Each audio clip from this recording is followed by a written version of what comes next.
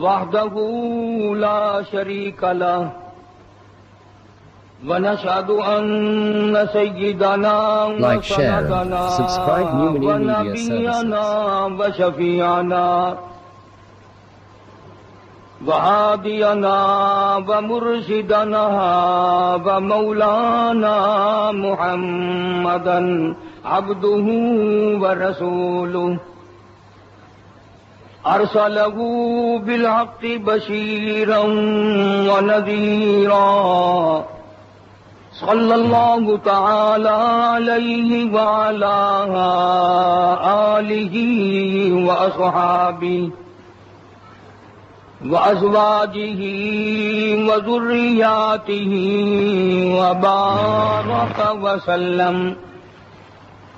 وسلم تسليما كثيرا كثيرا. أما بعد فأعوذ بالله السميع العليم من الشيطان الرجيم. بسم الله الرحمن الرحيم.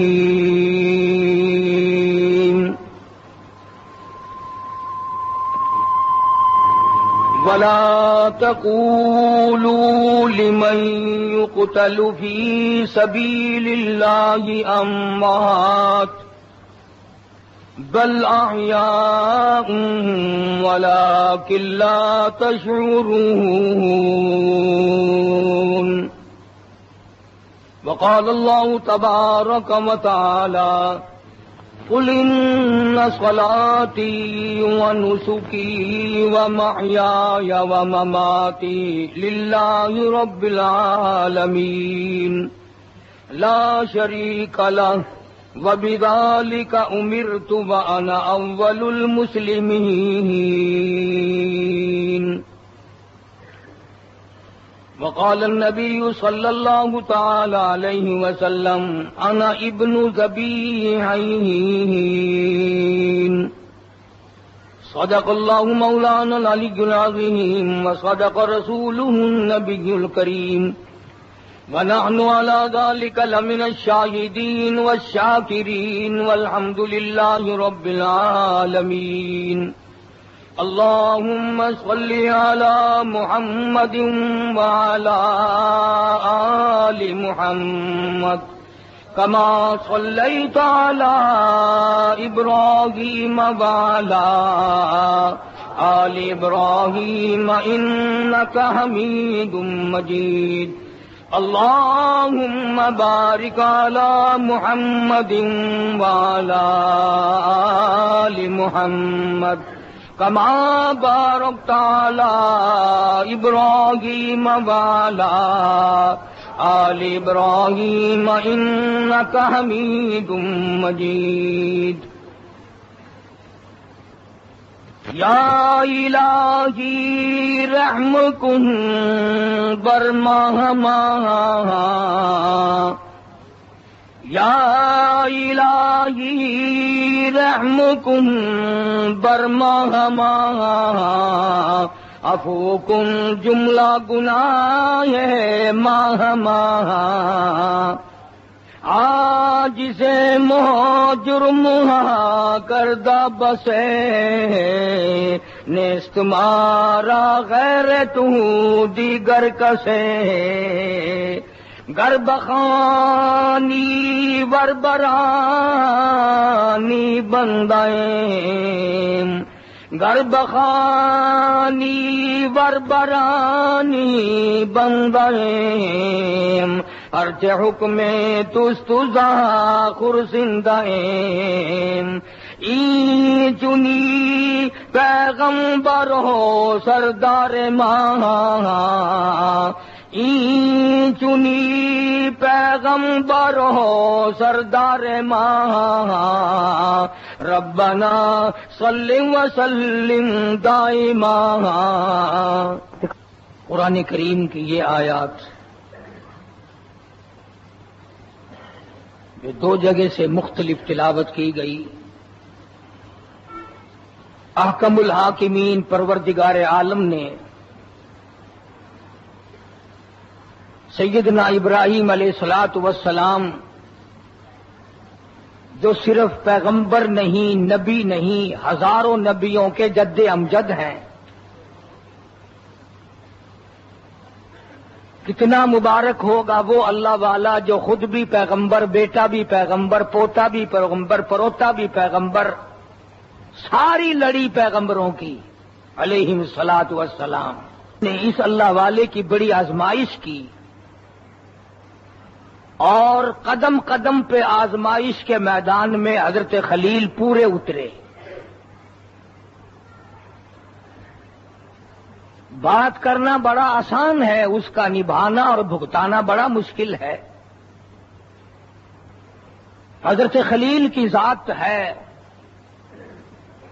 ہزاروں من لکڑوں کے کولوں میں، شولوں میں، چیخا میں، پنگوڑے میں بٹھا کر درمیان میں حضرت خلیل کو پھینک دیا۔ دنیا کی پوری طاقت کا یہ پروگرام ہے کہ خلیل کو جلا کر خاک کر دیا جائے، اور رب جلیل کی قوت کا یہ پروگرام ہے کہ میرے خلیل کا ایک بال بھی نہ سڑے۔ پوری دنیا کفر سے بھری ہوئی ہے، بادشاہ سے لے کر معمولی آدمی تک سارا کفر ہی کفر تھا۔ اللہ کی ذات کو چھوڑ کر بتوں کی پرستش خود بناتے تھے، خود پوجتے تھے، خود گھڑتے تھے، خود ان کے سامنے ہاتھ باندھتے تھے۔ صبح سے لے کر شام تک ایک پتھر کو چھولا، رگڑا، صاف ستھرا کیا، شام آئی اسی کے آگے ہاتھ باندھ کے بیٹھ گیا، میری مشکل آسان کر دے، میری فلاں حاجت کو پورا کر دے، میری فلاں پریشانی کو دور کر دے۔ خدا ہنستا ہے، اور ظالم جب تو اس پہ سارا دن کلاڑے بجاتا رہا، اگر یہ تیری مشکل کشائی کرتا تجھے نہ کہتا ہو پرے ہو، مجھے کیوں کاٹتا ہے؟ مولانا تاج محمد صاحب امروٹی رحمت اللہ علیہ کا ایک جملہ ہے، فرمایا کرتے تھے پنجابی زبان میں، رب روٹھے تے مت کھسے۔ خدا جب ناراض ہوتا ہے سب سے پہلے عقل چھنتی ہے، پھر یہ سمجھ نہیں آتی کہ یہ وہی اللہ والا بزرگ ہے، ہم نے اعلان سنا کہ فوت ہو گیا، پھر ہم اس کے لیے کفن لائے، پھر ہم صابن لائے، پھر ہم خوشبو لائے، پھر ہم پھٹا لائے، پھر ہم نے پانی گرم کیا، پھر ہم نے اپنی مرضی کے ٹائم پہ نہایا، پھر اس کو کفن پہنایا، پھر اس کو چارپائی پہ ڈالا، پھر کندھوں پہ اٹھایا، اور پھر قبر کے نیچے ہم نے خود اتارا، پھر خود ہم نے مٹی ڈالی، پھر قبر کو بند کیا، پھر اوپر پکی قبر ہم نے بنائی، اور یہ سارا کرنے کے بعد پھر سجدے میں پڑ گئے کہ میری مشکل آسان کر دو۔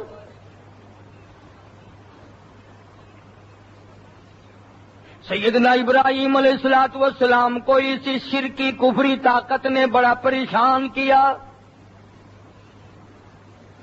علل اعلان کہنے لگے، قالوا حرقوه منصروه آلہتکم، او لوگو، او وزیرو، او سفیرو، او امیرو، آؤ اپنے خداؤں کی امداد کرو، اپنے معبودوں کی امداد کرو، اپنے حاجت رواؤں کی امداد کرو، ان کی مدد کے لیے آ جاؤ۔ قرآن ہے، وانصروا آلہتکم، آؤ اپنے خداؤں کی امداد کرو، ان کنتم فاعلین، اسے جلا دو، اس نوجوان کو ختم کر دو، اس اللہ والے کو ختم کر دو، اس خلیل کو ختم کر دو، یہ ایک کے ماننے والا ہے، یہ ایک ہی کا پجاری ہے، یہ ایک ہی کا طلبگار ہے، یہ کیوں کہتا ہے اور کوئی نہیں، کوئی نہیں، کوئی نہیں الا اللہ، ایک میرا پروردگار ہے جو سارے نظام کا مالک ہے۔ اس لیے کہتے ہیں قالوا حرقوه، آؤ جلا دو، وانصروا آلہتکم، اپنے خداؤں کی مدد کرو، ان کنتم فاعلین۔ اگر تم کچھ کرنے والے ہو، ابراہیم علیہ السلام کا وجود اقدس، ابراہیم علیہ السلام کی جان کولوں میں پڑی ہے، شولوں میں پڑی ہے، آگ کے ڈھیر کے بیچ میں پڑی ہے۔ بارش برسانے والا فرشتہ آیا اور آ کے کہنے لگا خلیل مجھے حکم دو، میں بارش برسا دوں، ساری آگ بجھ جائے گی، ختم ہو جائے گی۔ حضرت خلیل نے یہ نہیں فرمایا جلدی کر، فرمایا او فرشتے تو کس کے حکم سے آیا؟ مجھے پروردگار نے بھیجا ہے۔ او فرشتے کیا میرا یہ حال میرے رب کو معلوم ہے؟ فرشتہ کہنے لگا ہاں معلوم ہے۔ فرمایا درمیان سے ہٹ جا، خلیل جانے رب جلیل جانے، جس کا نام لیتا ہوا میں یہاں تک پہنچا ہوں، جس جرم کی پیدائش میں مجھے یہاں پھینکا گیا۔ فرمایا تبارک الذی بیدہ الملک، اسی کا ملک ہے، اسی کا راج ہے، اسی کا ملک میں اسی کی بادشاہت ہے۔ وَهُوَ عَلَىٰ كُلِّ شَيْءٍ قَدِيرٌ، ہر چیز پہ وہی قادر ہے۔ اور فرشتوں تمہاری امداد کی کوئی ضرورت نہیں، تمہارا تعاون نہیں چاہیے، تمہاری نصرت نہیں چاہیے، ایک پروردگار کی رضا مجھے چاہیے، وہ راضی ہو جائے بس۔ حضرت خلیل نے جب یہ فرمایا، پروردگار عالم نے وہیں سے آواز دے دی قلنا یا نار کونی بردا وسلام علی ابراہیم، او آگ ٹھنڈی ہو جا، میرے خلیل پہ سلامتی کے ساتھ ٹھنڈی ہو جا۔ یہی ابراہیم علیہ السلام ہے، پروردگار عالم نے سیدہ ہاجرہ عطا فرما دی۔ چھوٹی سی بچی ہے، حضرت سارہ رضی اللہ تعالی عنہا نے اپنے خامند حضرت خلیل کے ساتھ مائی ہاجرہ کا نکاح کر دیا۔ جوان ہوئی، اسماعیل علیہ السلام پیدا ہو گئے۔ دو بیٹے ہیں حضرت ابراہیم علیہ السلام کے، اسحاق علیہ السلام جن سے ہزاروں نبی پیدا ہوئے، اور دوسرے حضرت اسماعیل علیہ السلام جن کی آل میں سے حضرت محمد الرسول اللہ صلی اللہ تعالی علیہ وسلم کی ذات اقدس تشریف لائی۔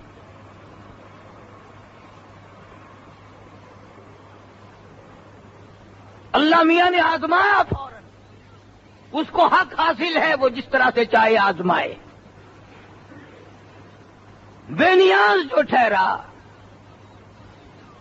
آواز آئی میرے خلیل اس ہاجرہ کو بھی ساتھ لو، اس بچے کو گود میں لو، اور میرے بیت اللہ کی بنیاد میں ڈلواؤں گا، انہیں دونوں کو میدان میں چھوڑ کے آؤ۔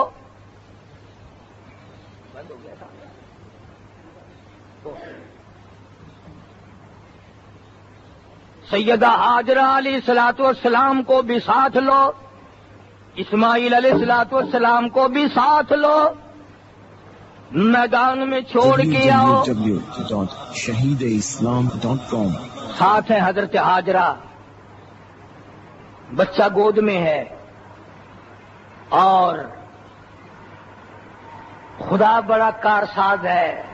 میں تمہیں کیا بتاؤں کہ وہ کتنا بے نیاز ہے اور وہ کتنا قادر مطلق ہے، ذرا اس کے حکم تو دیکھو۔ یوں فرمایا خلیل یہ جو میری بندی ہاجرہ ہے، جب میدان میں چھوڑ کے چلو تو اس کو خدا حافظ کہنے کی تمہیں اجازت نہیں، یوں کہنے کی اجازت نہیں کہ میں تمہیں یہاں بٹھا کے جا رہا ہوں۔ بغیر بولے بغیر کہے یہاں چھوڑ کے واپس ہو جاؤ۔ حضرت ہاجرہ گود میں لے کے اسماعیل علیہ السلام کو بیٹھ گئی، اور ابراہیم علیہ السلام واپس ہو لیے تو پہلے تو سمجھی کہ شاید یہ کسی ضرورت کے لیے چلے ہوں گے، لیکن حضرت ابراہیم علیہ السلام دور پہنچ گئے۔ اب حضرت ہاجرہ کو خیال ہوا کہ یہ تو کہیں اور چلے ہیں۔ ذرا دماغ میں تصور تو بتاؤ، 100 میل میں کوئی آبادی نہیں، کوئی بستی نہیں، کوئی بندہ نہیں، کوئی چرندہ پرندہ نہیں، کچھ بھی نہیں، حضرت حاجرہ نے آواز دی ہے ابراہیم کہاں چلے؟ ابراہیم علیہ السلام نے مڑ کے نہ دیکھا، پھر آواز لگائی او میرے ابراہیم کہاں چلے ہو، ذرا بتاؤ تو صحیح۔ مڑ کے نہیں دیکھتے، دل میں آیا کیا بات ہوئی، ناراض تو نہیں ہو گئے؟ عرب کی قداور مائی، تندرست مائی، پیغمبر کی گھر والی اور ایک نبی کو گود میں لیے بیٹھی ہے۔ دوڑ لگائی حضرت حاجرہ نے اور دوڑ کر حضرت خلیل کا راستہ آ کے روک لیا اور دامن پکڑ کے کہنے لگی خدا کے لیے بتاؤ مجھے، میں جوان عورت ہوں، یہ تمہارا لخت جگر ہے، نور نظر ہے، کتنا خوبصورت بچہ ہے، یہاں پرندہ کوئی نہیں، چرندہ کوئی نہیں، آدمی کوئی نہیں، آبادی کوئی نہیں، ہمیں یہاں کیوں چھوڑ کے چلے ہو؟ اور اللہ پاک کا حکم ہے میری خلیل خبردار، میری اجازت کے بغیر زبان کو حرکت نہیں دینی۔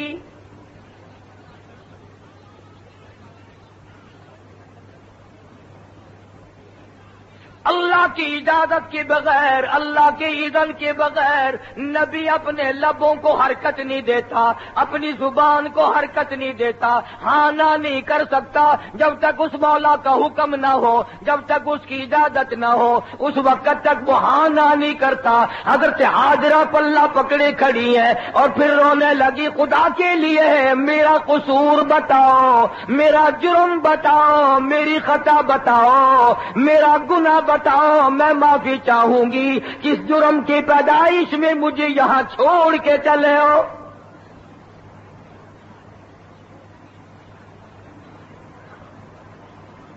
حضرت حاجرہ سوچتی ہیں کمال ہی ہو گیا، بولتے بھی نہیں،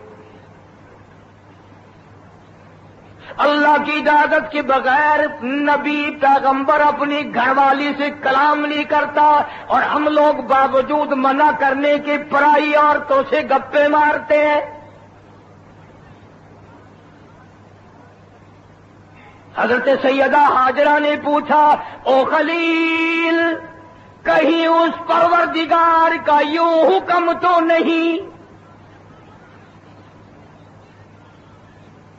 اب بتاؤ، حکم بھی ہے اور بیوی پوچھ رہی ہے، ایمانداری سے بتاؤ، مسجد میں بیٹھے ہو، باوضو ہو، ہاں کہنے میں کیا حرج تھا؟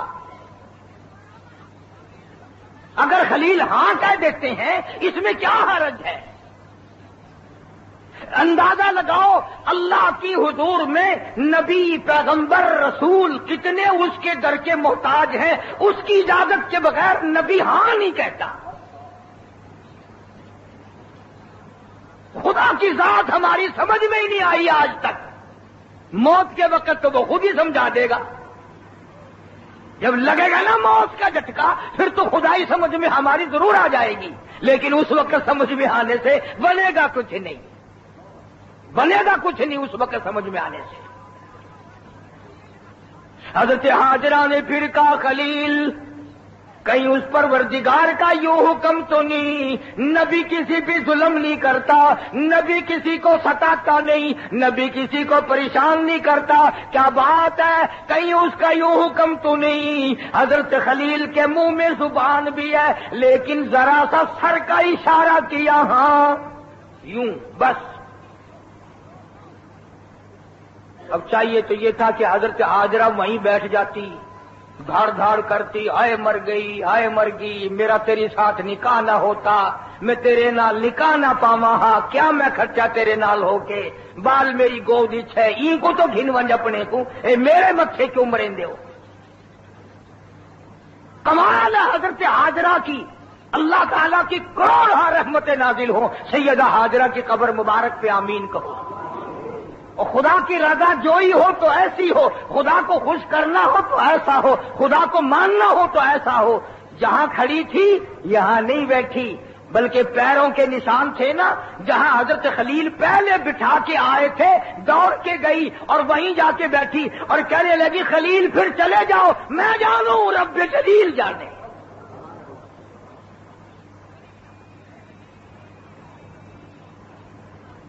اب تو ہمارے دلوں کے خدشات ہی نہیں نکلتے، ہمارے دلوں میں یقین ہی نہیں جمتا۔ وہ یقین جو ہم پیغمبروں کو ہوتا ہے وہ ہمیں کہاں نصیب ہو سکتا ہے؟ جو حضرات صحابہ کرام رضوان اللہ تعالی علیہم اجمعین کی جماعت کو اللہ پاک نے یقین بخشا، وہ ہمیں کہاں مل سکتا ہے؟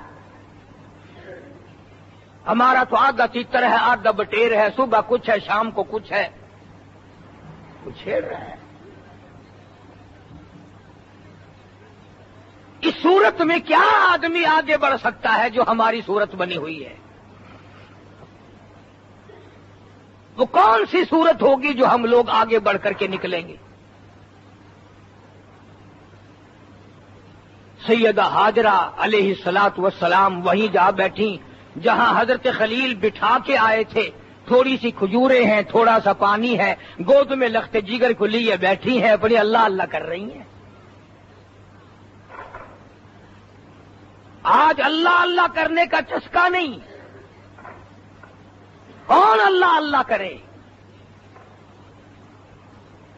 جوانی میں فرصت نہیں ہے، بڑھیپے میں ویسے نہیں اٹھا جاتا، وضو کرنے کی ہمت نہیں رہتی،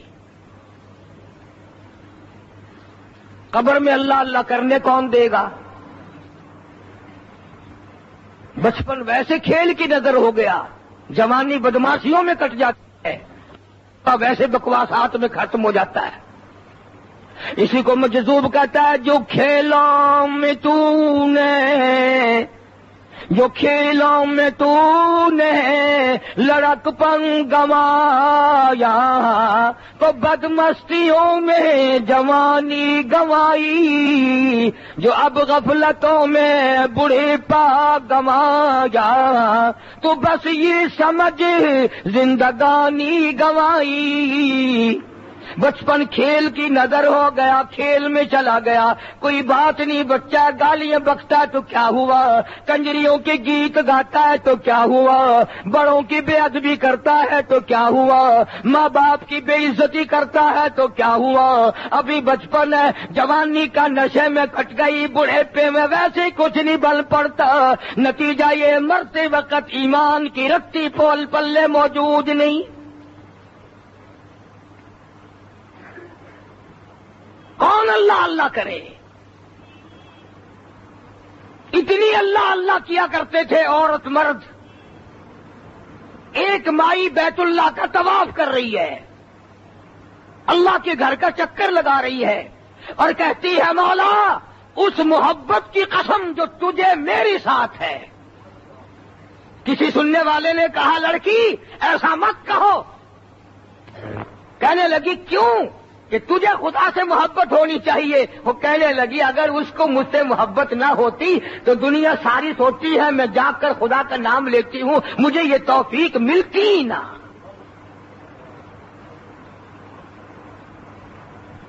کئی لوگ کہتے ہیں جی ہم تو مسجد میں جائیں گے ہی نہیں۔ ذرا ایمانداری سے سوچو، ہمارا جس سے بگاڑ ہوتا ہے شادی میں اس کو آنے دیتے ہیں؟ بلکہ شرط لگا لیتے ہیں، اگر فلاں بیٹھے گا تو میں نہیں بیٹھوں گا۔ وہ آئے کیسے؟ اور خدا جس کو اپنے دربار میں نہ آنے دے، خدا جس کا سجدہ منظور نہ کرے، خدا جس کی توبہ قبول نہ کرے، خدا جس کی خدائی اور اپنی اللہ اللہ اس کے نام زبان سے قبول نہ کرے، اس کو آنے ہی نہیں دیتا۔ دنیا کا دستور ہے، شادیوں میں جس سے بگاڑ ہوتا ہے اس کا نیندرا نہیں لوگ لیتے، اگر وہ آ کے ڈال بھی دے سٹ بھی دے پھینک دیتے ہیں، لے جا تیرے نیوترے کی ہمیں کوئی ضرورت نہیں ہے، جاون اپنا۔ تو یہی خدا کی خدائی کا حال ہے، جس کا وہ قبول نہیں کرتا اس کا پیسہ نیک کام کی طرف آنے ہی نہیں دیتا۔ لوگ بڑے خوش رہتے ہیں، ہم مولویوں کے بہکائی میں کبھی نہیں آئے، خدا کرے تو قبر تک نہ آوے۔ سیدہ حاجرہ رضی اللہ تعالیٰ عنہا کو بھوک لگی، پیاس لگی، کھجوریں ختم، پانی ختم۔ بھوک اور پیاس کی وجہ سے ماں کی چھاتیوں سے دودھ اترنا بند ہو گیا۔ اتنی لمبی زبان اسماعیل علیہ السلام نے نکال دی، بھوک اور پیاس کی وجہ سے بےتاب ہو گئے، ایڑیاں رگڑنے لگے ماں کی گود میں، اماں کا دل دکھنے لگا، الہی اب میں کیا کروں؟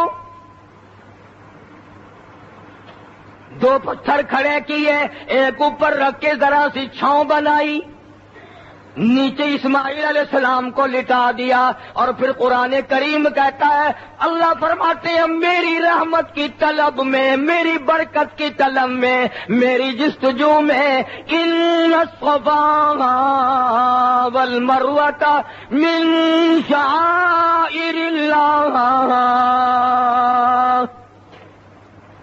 کبھی صفا پہاڑی پہ چڑھتی ہے مائی، کبھی مروہ پہاڑی پہ چڑھتی ہے، اس پہاڑی پہ سے چڑھتی ہے، اگلی پہ چڑھنے کے لیے ڈھلوان آ جاتی ہے، نچان آ جاتی ہے، بچہ نظر نہیں آتا، دوڑ کر چڑھتی ہے۔ قرآن کو پیار آیا، ان الصفا والمروۃ من شعائر اللہ، میری بندی حضرت ہاجرہ کبھی صفا پہاڑی پہ چڑھتی تھی، کبھی مروہ پہاڑی پہ چڑھتی تھی، فمن حج البیت او اعتمر فلا جناح علیہ ان یطوف بہما ومن تطوع خیرا فإن اللہ شاکر علیم۔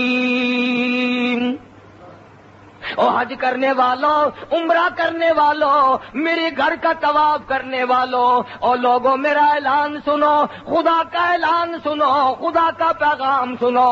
فرمایا لوگوں آئندہ چلنے کے بعد چاہے اسماعیل علیہ السلام کیوں نہ ہو، چاہے یعقوب علیہ السلام کیوں نہ ہو، یوسف علیہ السلام کیوں نہ ہو، اسحاق علیہ السلام کیوں نہ ہو، ایوب علیہ السلام کیوں نہ ہو، موسیٰ کلیم اللہ کیوں نہ ہو، عیسیٰ روح اللہ کیوں نہ ہو، الیاس علیہ السلام کیوں نہ ہو، کوئی بڑے سے بڑا رسول ہو، بڑے سے بڑا پیغمبر ہو، صحابہ میں ابو بکر صدیق جیسا کیوں نہ ہو، فاروق اعظم جیسا کیوں نہ ہو، عثمان ذی النورین جیسا کیوں نہ ہو، علی مرتضی جیسا کیوں نہ ہو، سیدنا حسن حسین جیسا کیوں نہ ہو، میرے نبی کی لخت جگر فاطمہ جیسی کیوں نہ ہو، عائشہ صدیقہ جیسی کیوں نہ ہو، ابدال کیوں نہ ہو، غوث کیوں نہ ہو، قطب کیوں نہ ہو، قیامت تک کے لیے قانون بنا دیا، اصول بنا دیا، ضابطہ بنا دیا، طریقہ بنا دیا۔ ہاجرہ ہمیں تو نے مجھ پر توکل کر لیا، سارا جنگل تو اکیلی میرے نام پہ بیٹھ گئی، تیرا معصوم بچہ اتنی زبان نکال بیٹھا، تو نے پھر بھی میرا ہی نام لے کر تلاش کرتی پھری۔ چکر لگایا نا تو کانوں میں کہیں سے آواز آئی، اب حضرت ہاجرہ کے آنسو آ گئے اور فرمانے لگی میں نے آواز سن لی، اگر میرا لخت جگر چل بسا پھر میں تیری امداد کا کیا کروں گی؟ آ کے کیا دیکھتی ہیں، اسماعیل علیہ السلام نے روتے ہوئے وہ جو زمین میں ایڑیاں رگڑی، یہاں سے زمزم کا چشمہ جاری ہو گیا۔ یہ پانی پیو جو بھوک کا بھی کام دے گا، پیاس کا بھی کام دے گا۔ یہاں دیکھ لو ہر دوسرے مہینے ساڈا نلکا خراب ہے جی، اگو مستری آندا جی خراب تو ہونا تھی، اب پانی تلے لہمینن، زمین کے نیچے پانی کی انتہا نہیں، پانی نیچے اتر گئے، آخر پانی نلکے کامیاب نہیں، ٹیوب ویل جواب دے گئے۔ کتنے ہزار سال کا عرصہ گزر گیا، 4 ٹیوب ویل 24 گھنٹے چلتے ہیں، پوری دنیا میں زمزم جاتا ہے، پوری دنیا وہاں پیتی ہے، آج تک زمزم کے پانی کے رنگت میں، ذائقے میں، برکت میں کوئی فرق نہیں آیا۔ اللہ سب کو نصیب فرمائے۔ اور سچی پوچھو نا، شہر بدل گیا، بازار بدل گئے، راستے بدل گئے، اونٹوں کے بجائے گاڑیاں آ گئیں، ہوائی جہاز آ گئے، سب کچھ بدل گیا، سب کچھ بدل گیا، اگر نہیں بدلا تو زمزم کا پانی نہیں بدلا۔ بعین ہی وہی پانی جو اسماعیل علیہ السلام کی نرم و نازک ایڑیوں سے نکلا تھا، وہی پانی آج موجود ہے۔ اگر کوئی بیمار ہو جائے، حاجی چل نہ سکے، اسے بھی ریڑی میں بٹھا کر اس علاقے سے گھسیٹا جاتا ہے جہاں مائی ہاجرہ دوڑی تھی۔ اندازہ لگاؤ، جب بندہ اس پر توکل کرتا ہے تو خدا اس کی اداؤں کو قیامت تک جاری رکھتا ہے۔ بیت اللہ کا طواف کرتے ہیں، اللہ پاک جل شانہ جتنے لوگ پہنچ گئے سب کا حج قبول فرمائے، اور جو نہیں جا سکے زیارت حرمین سے شریفین سے سب کو مالا مال فرمائے۔ دوسرا موقع ہے حضرت ابراہیم علیہ السلام پہ، یہی چاند یہی مہینہ 7ویں تاریخ کو حضرت ابراہیم علیہ السلام نے خواب دیکھا، سپنا دیکھا کہ اللہ پاک فرماتے ہیں ابراہیم میرے نام پہ صدقہ کر، میرے نام پہ صدقہ کر۔ ابراہیم علیہ السلام صبح اٹھے، 100 اونٹ قربان کر دیے، 100 اونٹ قربان کر دیے۔ 8ویں رات کو پھر خواب دیکھا، ابراہیم علیہ السلام نے صبح اٹھ کر پھر 100 اونٹ اور قربان کر دیے۔ کئیوں کو تو یہ بات سن کر بخار چڑھ رہا ہوگا کہ یار ہر روز کے 100 اونٹ قربان کر دیتا تھا۔ وہ پیغمبروں کا جد امجد ہے، ہزاروں نبیوں کا باپ ہے، کہ میرے تیرے جیسا تھا وہ؟ ہم لوگ کوئی قربانی کرتے، سر سے اتارتے، سیر و لامن والا کام ہے۔ ہم کیا جانے خدا کی خدائی کو، اس کی رضا کو اور اس کی خوشنودی کی قدر کو جو ان لوگوں کو تھی، وہ ہمیں 100 میں سے ایک حصہ بھی نہیں ہو سکتی۔ پیغمبروں کی شان نرالی، پیغمبروں کی آن نرالی، وہ براہ راست خدا کے نمائندے ہوتے ہیں، خداوند کریم ان سے ہم کلام ہوتا ہے، اور اپنی آسمانی کتابیں پروردگار عالم پیغمبروں کو عطا فرماتے ہیں۔ چنانچہ پھر مالک کائنات نے آزما لیا۔ ویسے بھی حضرت ابراہیم علیہ السلام بہت ہی نرالی شان کا پیغمبر ہے۔ ایک بات آپ کو بتاؤں، آپ حیران ہوں گے، ساری زندگی میں مہمان کے بغیر ابراہیم علیہ السلام کھانا نہیں کھایا کرتے تھے۔ 5-5، 7-7، 10-10 میل میں تلاش کر کر کے مسافر پکڑ کے لایا کرتے تھے، مہمان کے ساتھ کھانا کھاتے تھے۔ ایک ہم ہیں، اگر دکان پہ خوہ پہ پتہ چلے نا کہ تیرا فلانا رشتہ دار آ رہا ہے، بخار چڑھ جاتا ہے، پہلے ہی شروع ہو جاتا ہے بخار۔ مہمان نوازی کرنا سنت تھا، ہمارے لیے پھانسی بن گئی، پریشانی کا ذریعہ بن گیا، عادت نہیں۔ چنانچہ حضرت ابراہیم علیہ السلام ایک دن ایک مہمان لائے، بڑے دور سے مسافر کو پکڑ کے لائے اور اس کے سامنے کھانا رکھا، تو فرمایا پڑھ بسم اللہ الرحمن الرحیم۔ وہ کہنے لگا میں تو اس نام کا منکر ہوں، میں تو خدا کے نام کا ہی منکر ہوں، وہ تھا کافر۔ ابراہیم علیہ السلام کو غصہ آیا کہ میرے خدا کے نام کا منکر ہے، جا دفع ہو جائے یہاں سے، چلا جا اٹھ کے یہاں سے۔ وہ چلا گیا۔ اللہ پاک کی طرف سے زجر آئی، میرے خلیل مجھے بھی تو پتا ہے کہ یہ میرے نام کا منکر ہے، بڈھا ہو گیا یا اس کی اتنی عمر ہو گئی، اس سے قسم دے کے تو پوچھو اس کو میں نے کبھی بھوکا رکھا؟ مجھے بھی تو معلوم ہے کہ یہ میرے نام کا منکر ہے، اچھی طرح جانتا ہوں، میں نے ساری زندگی میں اسے بھوکا کبھی نہیں سلایا، تیرے دسترخوان پہ ایک دن آیا دھکا دے دیا، کیوں دھکا دیا تم نے؟ اسی کو کہتا کیا وعدائی بس اٹھا کر رکھ اپنا دسترخوان تو اور ہے نہیں میرے بندوں کا رحمان تو، اپنا دسترخوان لپیٹ کے رکھ دے، جا مہمانوں کو تلاش کرتا نہ آئندہ پھرنا، تو نے میرے ایک بندے کو کیوں دھکا دیا، میں بھی تو جانتا ہوں وہ میرے نام کا منکر ہے۔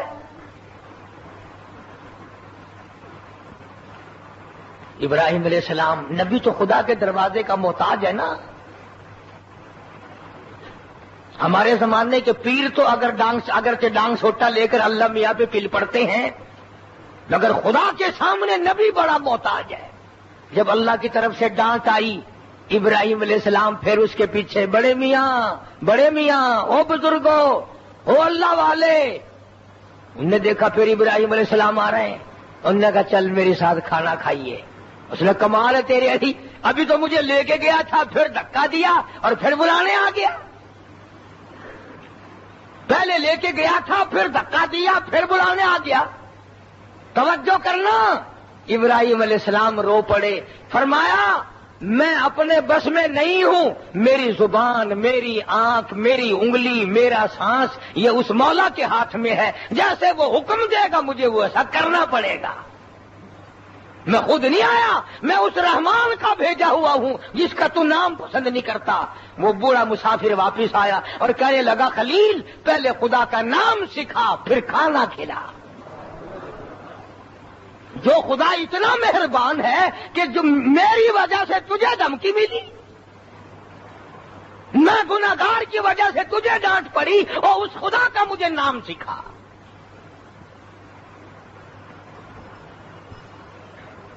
وہ اس زمانے کا کافر تھا، پھر بھی سمجھدار تھا۔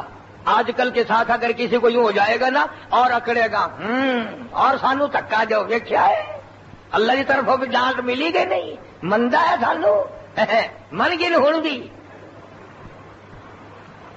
سیدنا ابراہیم علیہ السلام کی نرالی عادت، نرالی شان، نرالا طریقہ کار، مہمان کے بغیر کھانا نہیں کھانا، اپنے بچے تک کو اللہ کی رضا کے لیے قربان کر دینے کا پختہ عزم پروگرام تیار کرنا نہیں، بلکہ اس پہ عمل کر کے دکھلا دیا۔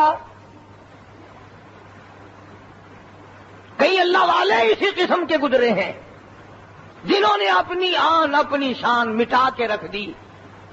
شیخ العرب والعجم حضرت مولانا سید حسین احمد صاحب مدنی سب کہہ دو رحمت اللہ علیہ، میں نے ایک دو دن نہیں کئی مہینوں حضرت کے دسترخوان پہ 500 400 روزانہ کا مہمان دیکھا،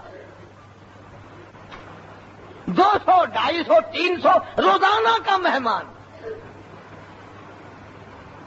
جتنے شہر دیوبند میں سودا خریدنے آتے تھے شام کو وہ سارے مولانا کے مہمان، اور 3500 طالب علموں کے جتنے رشتہ دار آتے تھے وہ سارے مولانا کے مہمان۔ دیوبند مظفر نگر کی تحصیل ہے، جتنے لوگ تحصیل میں کام آئے اور نہیں بنا اگلے دن کرانا وہ سارے مولانا کے مہمان۔ 4 ٹوکریاں مہمان پانوں کی چبا جاتے تھے، 4 ٹائم چائے، 2 ٹائم کھانا ناشتہ۔ اور حضرت شیخ الاسلام رحمت اللہ علیہ سارے مہمانوں کے ساتھ بیٹھتے ہیں، شریک ہوتے ہیں، کیوں نہ ہو۔ خدا کی قسم یہ وہ برکتوں والا جوان ہے جس کو اللہ پاک نے 16 برس اپنے محبوب کے روزے پہ بٹھا کر اپنے محبوب کی حدیث پاک پڑھوائی۔ 70,000 شاگرد مولانا حسین احمد مدنی کا عرب میں ہے، جس کو اپنی زندگی میں ہزاروں مرتبہ رسول کریم صلی اللہ علیہ وسلم کی خام میں زیارت ہوئی۔ اتنا بڑا مہمان نواز ہم نے زندگی میں دیکھا تو کیا سنا تک نہیں۔ اور پھر ایک اور تماشا، سارے مہمانوں میں کمزور نابینا، لنگڑا، للا، مندا، میلے کپڑوں والا، جتنا ایسا دیکھا اتنا اپنے قریب بٹھانا، اتنا ہی اپنے قریب بٹھانا، خود اس کے ہاتھ پہ روٹی رکھنی، خود سالن آگے بار بار بتانا۔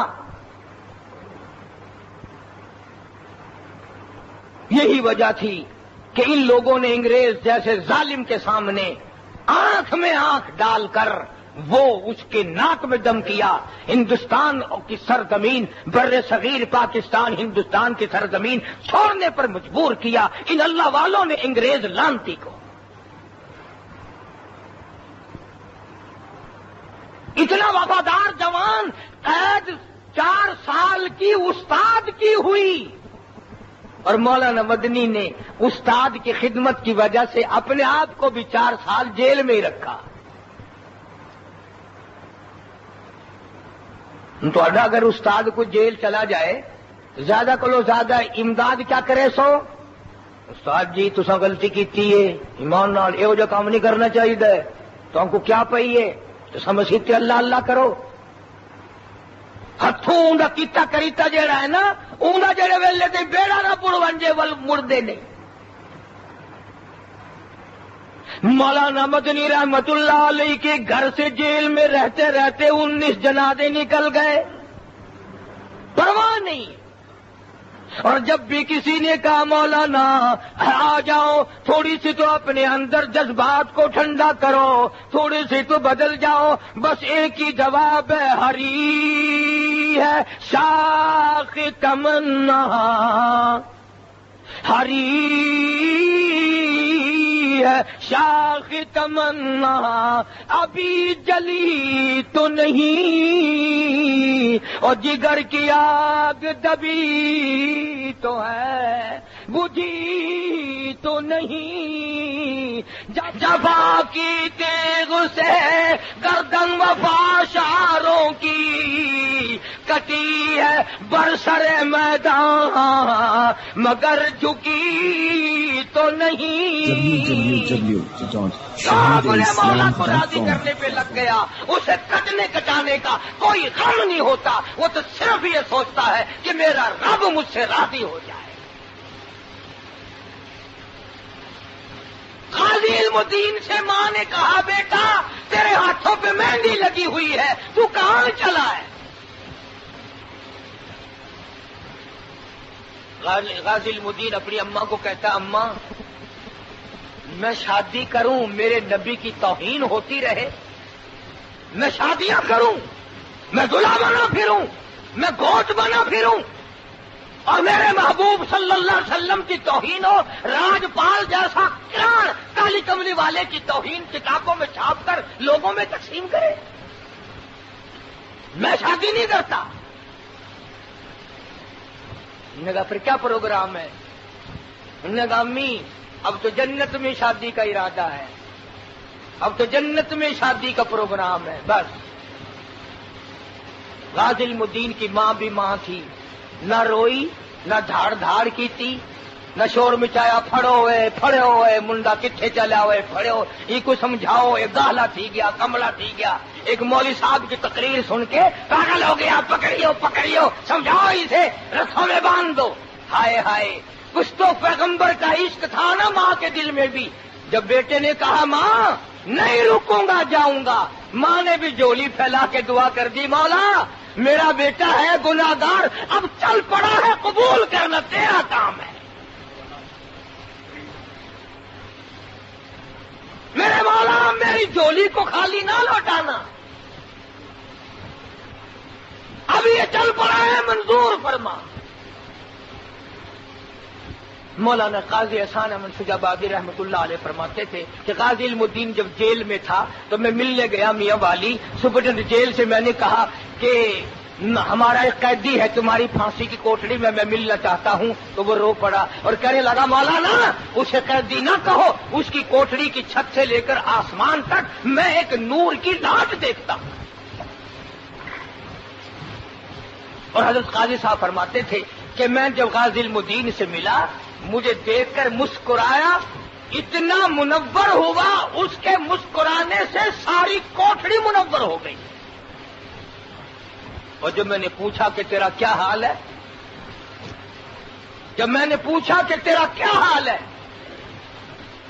تو کہنے لگا قاضی صاحب اگر میں اپنا حال آپ کو بتا دوں تو دنیا میں کوئی رہنا پسند ہی نہیں کرے گا. اس نے کہا کیوں کیا حال ہے؟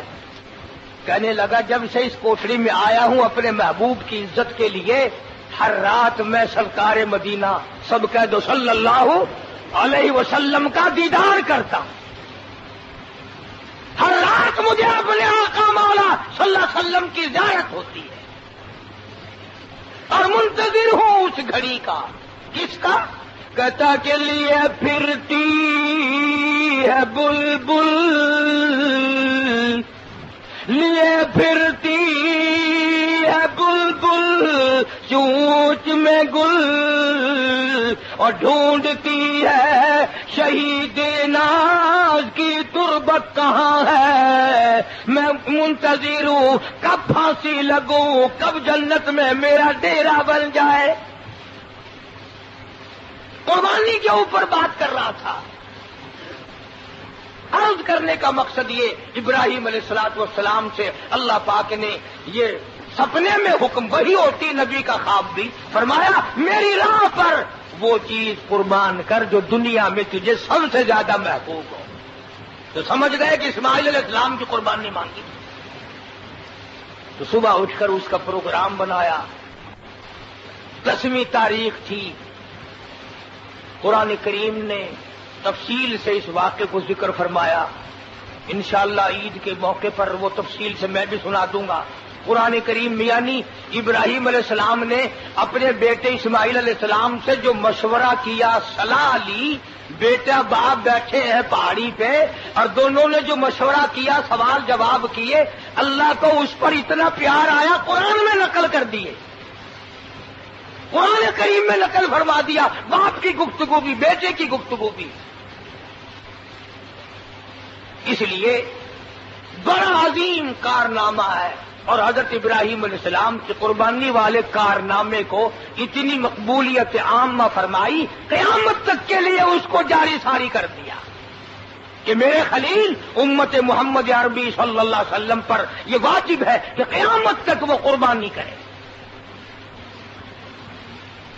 اور یہ جانور جو قربانی میں کیے جاتے ہیں وہ جانور قربان کریں گے, وہ دمبے اور بکرے قربان کریں گے, وہ گائے اور بھینس قربان کریں گے, وہ اونٹ قربان کریں گے. اللہ پاک نے وعدہ فرمایا میرے خلیل مجھے اپنی کبریائی کی قسم وہ جانور قربان کریں گے میں ان کو ثواب ایسا ہی دوں گا جیسے اپنے بیٹے کو میرے نام پہ قربان کر دیا.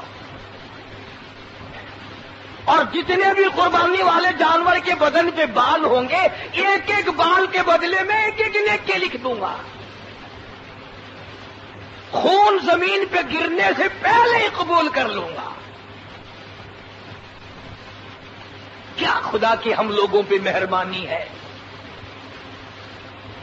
ہم لوگ تو ایک قربانی مشکل سے وہ بھی پڑوسیوں کے تاننے سے بچنے کے لیے کوئی یہ نہ کہے کہ اب کہ ان کا کام ڈھیلا ہے قربانی نہیں ہوئی. اللہ کو راضی کرنے کے لیے تو 100 میں سے 10 ہی کرتے ہوں گے.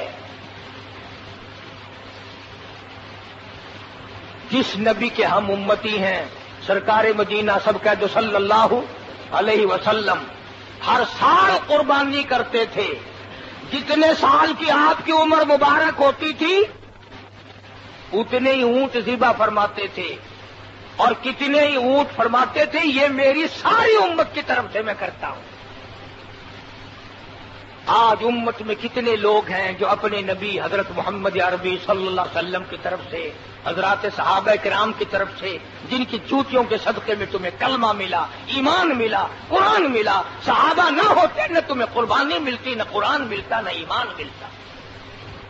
ان کی طرف سے تو یہ ساری چیزیں اب تو قصے ہیں, کہانیاں ہیں, خواب ہیں. یہ اب کون ان چیزوں کو جانے. تو انشاءاللہ منگل کے دن سے قربانی شروع ہوگی.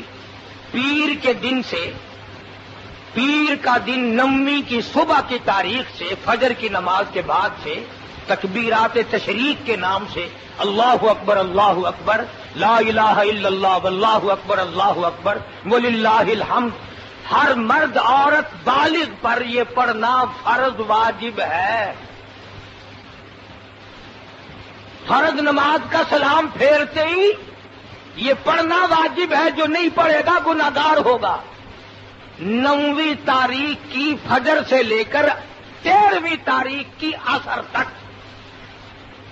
یہ ضروری ہے ہر مرد عورت پہ. اور آپ کو معلوم ہے جو نماز نہیں پڑھتا اس پہ تو نہ فرض ہے، نہ واجب ہے، نہ سنت ہے، مستحب ہے، وہ تو ہے ہی بخشا بخشایا.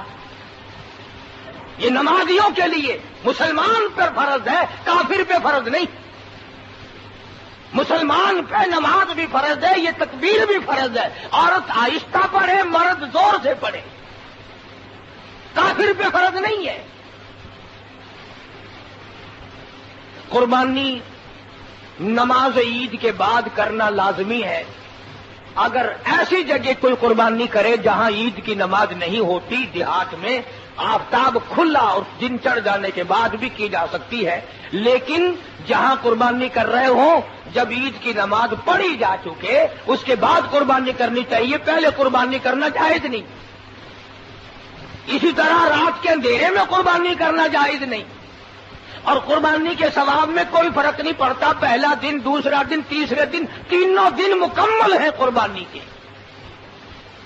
اس لیے قصائیوں کے پیچھے بھاگے بھاگے پھرنا، ان کی منت کرنا، ان کو جانور سے زیادہ پیسے دینا اور پریشان ہونا، اس کی کوئی ضرورت نہیں. خدا عالم الغیب ہے، وہ جانتا تھا کہ قیامت کے قریب مسلمان زیادہ ہو جائیں گے، قربانیاں بہت ہوں گی، قصائیوں کا تار بیٹھ جائے گا. اس لیے مالک نے 3 دن کر دیے. اگر ایک دن ہوتا تو 3000 کی بیڑی قصائی 4000 میں بنا کے نہ دیتے. اس نے اسی لیے تو 3 دن رکھ دیے نا کہ پہلے دن اگر موقع نہیں لگا تو دوسرے دن کرو، تیسرے دن کرو. میں منظوری میں کوئی فرق نہیں رکھتا. اللہ کی رضا کے لیے کرو، اپنی قربانی کو اپنے ہاتھ سے کرو. اللہم تقبل منی، یا اللہ میری طرف سے قبول فرما. کما تقبلت من خلیلک و حبیبک محمد صلی اللہ علیہ وسلم، یا اللہ جیسے تو نے ابراہیم علیہ السلام کی طرف سے قبول کیا، حضرت محمد کریم صلی اللہ علیہ وسلم کی طرف سے قبول کیا، میری طرف سے بھی جو یہ قبول فرما. دعا مانگنی چاہیے. یہ ٹھیک نہیں ادھر چھری چلا کر پھڑیے پھڑیے پھڑیے پھڑیے اور رسی لا اور رسی لا اور کافلا چکلا کلیجی گرجا واسطے چھری بھی چل رہی ہے، کام بھی ہو رہا ہے. یہ سارے مسئلے پکا کے قربانی کا گوشت برابر تول کے تقسیم کرو. ایک آدمی کو اگر دے دو گے، پہلے یار ذرا مہمان بیٹھے ہیں تھوڑا سا دے دینا، میرا پھر کاٹ لینا، بول لیں گے تو نہیں، دل میں آ جائے گا، سب کی قربانی برباد ہو جائے گی. اسی طرح سے بڑے بڑے لوگ چلاک پیدا ہو گئے، منڈی سے یا سڑک سے گائے خرید لی، منڈی سے یہ گائے خرید لی اور پھر دیکھا کہ اگر اس کو کھڑی کر کے بیچوں تو اتنی رقم نہیں بنتی. چلاکی کیا ماری، اتنی رقم اس کی منصبی تھی گئی ہے، ایک حصہ میرا، ایک وسائدہ، ایک ڈیوائدہ، ایک قادرے دا، ایک رحیمے دا، ایک حصہ باقی بچا ود ہے، گھننا ہو دیتا. اب پہ رقم بڑھائی، اپنا حصہ منافع میں رکھ لیا، لوگوں کو حصہ حصہ کر کے لگا دیا. کسی عالم سے جا کے پوچھ لو، سب کی قربانی خراب ہو گئی. جب تک 4 آدمی بیٹھ کر رقم نہ بنا دے، 2 آدمی 4 آدمی کہ اس کی رقم اتنی ہے، اس کے بعد اس کے حصے کٹو، حصے بناؤ. اس لیے عرض کر رہا ہوں، سنتا رہتا ہوں نا کہ لوگوں کو پتہ نہیں چلتا، اور 4 پیسے مارنے والا اپنے بھی حصے کو برباد کرتا ہے، دوسرے کا بھی برباد کرتا ہے. اسی طرح سے اس آدمی کے ساتھ حصہ مل کر کرنا جو اللہ کے سوا قبر کی پوجا کرتا ہے، قبروں کو سجدہ کرتا ہے، درختوں کو سجدے کرتا ہے، ادھر ادھر قبروں کی مٹی چاٹتا پھرتا ہے، پھر بھی حصہ جائز نہیں ہوگا، قربانی برباد ہو جائے گی. اللہ کے نام پہ قربانی کرنی ہے تو سارے اللہ والے ہی ہونے چاہیے. قبر دی مٹی چٹا ڈالا ہٹ نہ ہوئے.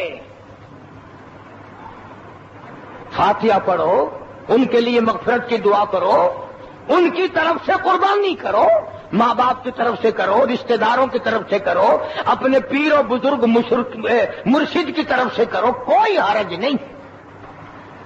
لیکن جس کا طریقہ غلط ہو، شرک کرتا ہو، وہاں جائز نہیں. اسی طرح سے قربانی کا گوشت برابر تقسیم کرو.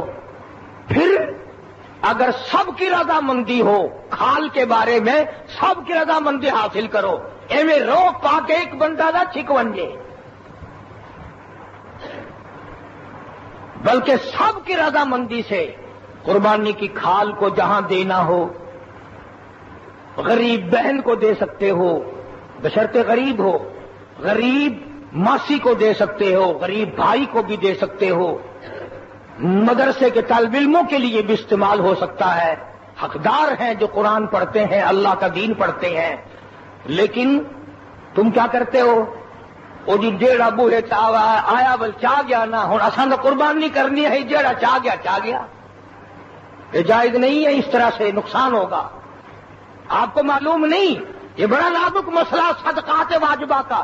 قربانی کی کھال بیچ کر جو پیسے تم نے بدلے میں لیے ہیں کھلے پیسے ہیں، تم بندے ہوئے وہاں رکھ کر کھلے ہوئے نہیں اٹھا سکتے. قربانی کی کھالوں کے پیسوں سے تم مسجد میں لوٹے نہیں رکھ سکتے، صفے نہیں خرید سکتے، مسجد کا بل نہیں بھر سکتے، امام کی تنخواہ نہیں دے سکتے، کنواں نہیں بنا سکتے، سرائے نہیں بنا سکتے. یہ کئی لوگ ہیں نا، مدرسہ بنانے سے پہلے کئی سال پہلے قربانی کی کھالوں کے پیسے اکٹھے کر کے رکھ لیتے ہیں. ان کی قربانی جائز نہیں، جاؤ مفتیوں سے مسئلہ پوچھ کے آؤ.